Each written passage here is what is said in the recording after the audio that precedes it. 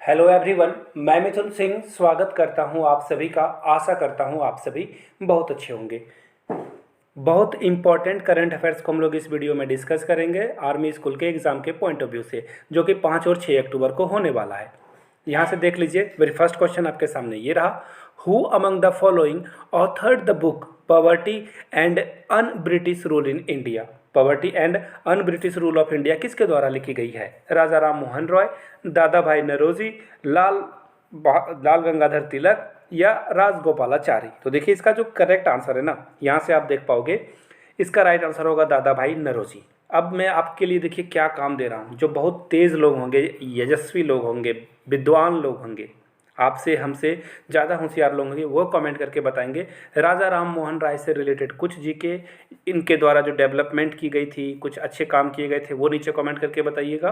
दादा भाई नरोजी को क्या बोला जाता है, इस पर आप लिख सकते हो। बाल गंगाधर तिलक ने कौन कौन सी मैगजीन निकाली थी, राजा गोपालाचारी क्या थे।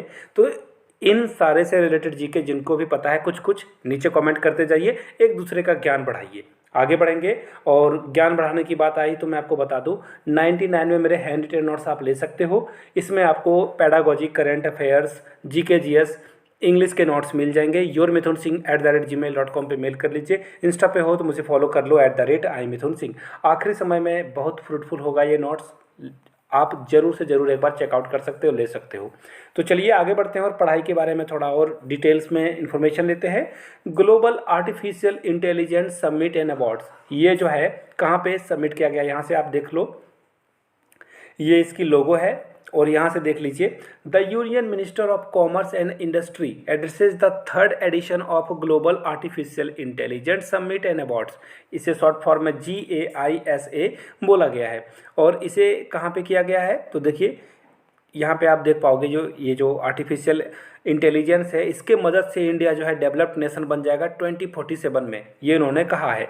और क्या क्या बातें की गई है यहाँ पे, और भी आप चीज़ों को देख पाएंगे। यहाँ से देखिए, ये जो समिट है, ये AI यानी कि AI आर्टिफिशियल इंटेलिजेंस, जैसे आप मोबाइल को अपना फेस दिखाते हो तो वो फेस ओपन हो, आई मीन इंटरलॉक जो है वो लॉक जो है खुल जाता है। तो इस तरह से हम लोग रोबोट पे और भी अन्य चीज़ों पे काम करके अपने हेल्थ केयर को, डिफेंस को, एग्रीकल्चर को, स्मार्ट सिटीज़ को, एजुकेशन को अच्छा कर सकते हैं। इस पे ये जोर दिया जाएगा। ये बातें यहाँ पे की गई है। डेटा से जो है आपको पता ही होगा, 5G की मदद से आप कार भी चला सकते हो। और कार से याद आया कि अब आपको कमेंट करना होगा। जी हाँ, in which state are the Dilwara Jain temple situated. Dilwara Jain temple कहाँ पर है? मध्य प्रदेश, महाराष्ट्र, राजस्थान या बिहार। नीचे कमेंट करके इसका आंसर आप लोग बताइए। क्वेश्चन जरूर बताएं, नहीं पता हो तो गूगल करके पता कर लें, और क्वेश्चन पेन पेपर पर लिख लीजिए। एग्जाम में आपके आने वाले क्वेश्चंस ये रहेंगे। आगे देख लीजिए, who has been appointed as the presiding officer of unlawful activities prevention act tribunal by the union government। उनका नाम आपको बताना है जिन्होंने ये अपॉइंट किया था। जस्टिस दीपक मिश्रा, रंजन गोगोई, शरद अरविंद बोबड़े या फिर दिनेश शर्मा। क्वेश्चन एक और मैं पूछूंगा, आपको बुरा लगे अच्छा मैं पूछ लेता हूँ, जो अच्छे भले लोग होंगे कमेंट कर देंगे।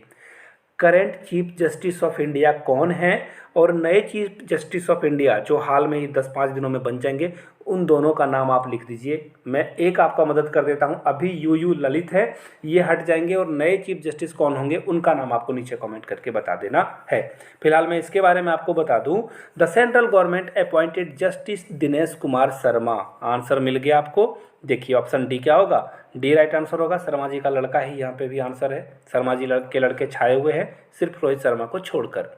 यहाँ से देख लीजिए, who has been appointed as the executive chairman of national legal service authority. तो DY जो चंद्रचूड़ हैं वो यहाँ पे बने हैं। Who has been appointed as the Director General of News Service Division of All India Radio? वसुधा गुप्ता। बहुत इंपॉर्टेंट है। देखिए, ऑल इंडिया रेडियो गवर्नमेंट से संबंधित है, तो इसे जरूर आप याद कर लें। आगे बढ़ते हैं अगले क्वेश्चन की ओर। SIBI CB George has been appointed as the next ambassador of India to which country? कौन से कंट्री? ऑस्ट्रेलिया से, जापान से, इंडोनेशिया से या डेनमार्क से? तो देखिए इसका जो राइट आंसर है, यहाँ से देख पाओगे, senior diplomat CB George has been appointed as a next ambassador of India to Japan, ये जापान के जाके जो है ये बनेंगे। और किन्हें रिप्लेस करेंगे? संजय कुमार वर्मा को ये रिप्लेस कर देंगे। जापान के साथ हमारे रिलेशन बहुत अच्छे हैं, ऑस्ट्रेलिया के साथ बहुत अच्छे हैं, यूके के साथ, यूएसए के साथ खट्टा मीठा वाला स्वाद है वहाँ पे बहुत अच्छा तो रिलेशन बोलेंगे नहीं। फ्रांस के साथ हम लोग बहुत अच्छा रिलेशन एंजॉय करते हैं। सेम रसिया से, अभी भी रसिया हम लोगों का अच्छा दोस्त है। अमेरिका हमेशा से पीठ में छुरा भोंकने वाला रहा है। यहाँ से देख लीजिए, who has been appointed as the new president of confederation of Indian industry, तो राइट आंसर क्या होगा? R Dinesh. Who has been named as the new MD of the centre and national bank for finance industrial and development, तो देखिए इसका right answer क्या है? राज किरण राय। आगे देख लीजिए, Who has been the first athlete to win a medal for India in high jump at any Commonwealth game? Commonwealth game में आज तक किसी ने जीता था? ये महिला का नाम है पूजा पटेल, जिन्होंने जो है गोल्ड लिया हुआ है, और इसके बारे में भी पढ़ेंगे। यहाँ से आप देख लीजिए, तेजस्विनी शंकर जो है इनका नाम है, जिन्होंने हाई जंप में मेडल जीता है। यहाँ से देख लीजिए, what is the position of India in medal tally of world athlete championship 2022? बहुत इंपॉर्टेंट क्वेश्चन है, इसका आंसर होगा 33rd जो है इन्होंने जीता था।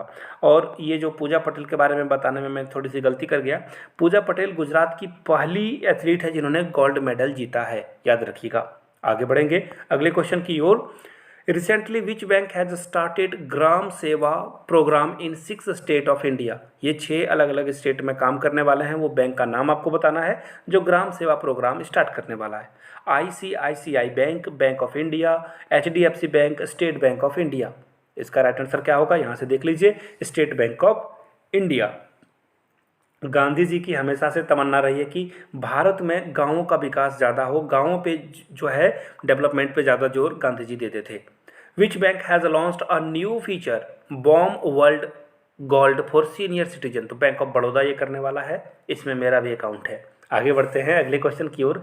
विच bank has unveil the bank on wheel van? देखिए ये मैंने पहले भी बताया हुआ था, ये क्वेश्चन मैंने पहले भी पढ़ाया हुआ है। HDFC ये बैंक है जो कि ये जो है एक्चुअली ये मोबाइल की तरह से आप समझ लो इसे, मोबाइल मतलब मोबाइल वैन की बात हो रही है यहाँ पे। जैसे टॉयलेट वगैरह देखना, टॉयलेट वैन होता है ना, जो मेला लगे या फिर बहुत ज़्यादा क्राउड जहाँ पे होती है तो मोबाइल वैन लगाए जाते हैं, मोबाइल टॉयलेट लगाए जाते हैं। तो ये बैंक जो है ना इसी तरह से घूम घूम कर आपके काम करेगा, पासबुक अपडेट हो, पैसे जमा करने हो, विड्रॉ करना हो, तो ये काम यहाँ पे होगा HDFC के द्वारा।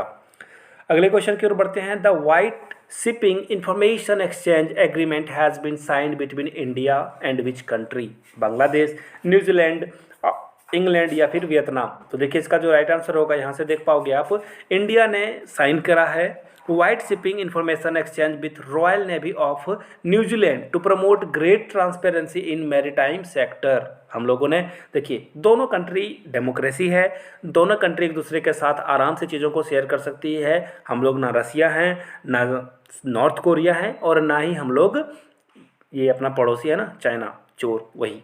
आगे बढ़ते हैं अगले क्वेश्चन की ओर।